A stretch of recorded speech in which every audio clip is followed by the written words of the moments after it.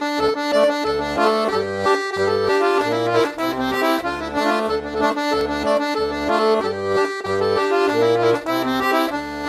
was preparing in this office, someone just tapped on the door and said, at last we found it. As it turns out, they've been looking for a Protestant church for a long time, but Protestant churches are few and far between in Paris. They managed to find us, they came to church the next day, and they want to have the children baptised and eventually become members of the church. Just a simple action of having a door open when working brings results.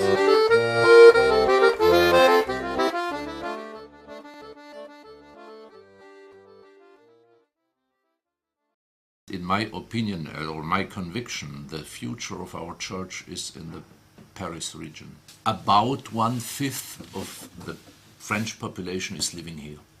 Here are the most people. We have here many Muslims. But also the French people from today, most of them are not baptized. Statistically, the future is here. Résister à toutes les tentations de Satan et du monde, et que conformément à ta volonté, il puisse nourrir de ta parole pure et salutaire de nombreuses âmes rachetées par le sang précieux de notre Seigneur Jésus. It's a French-speaking congregation. We've got a group of French, a group of French-speaking Africans, and there are a couple of Chinese. And so it's a real mixture of a community. The church was built, I think, around 1934. It's hidden from the road. It's a really nice building, really nice church, but you have to go through 3 sets of double doors to actually get into the church. No one can physically knock on the door and get hold of me because of the security systems. We have the door open so at least people have contact with the church, we've got contact with the community. In the past, in French history, the Catholic Church as such was so mixed up in politics that it really infiltrated every aspect of a person's life and was very controlling.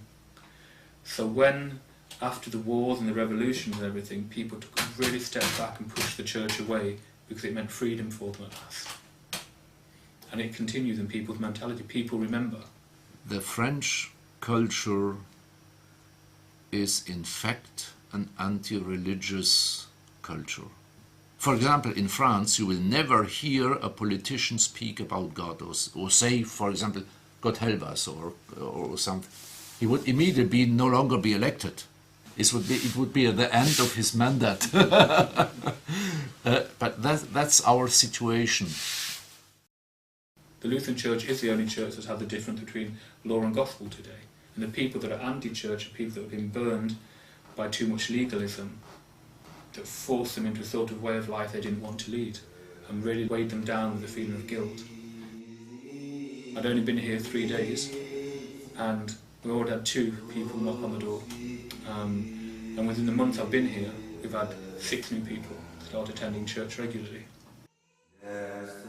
We're hoping today to offer English classes 2 hours every day, all ages. I'd like to set up an English-speaking service as well.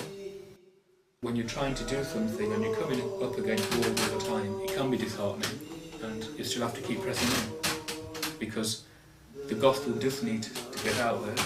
It's got to be presented very clearly and it's touching people in their lives where they are, whatever circumstance.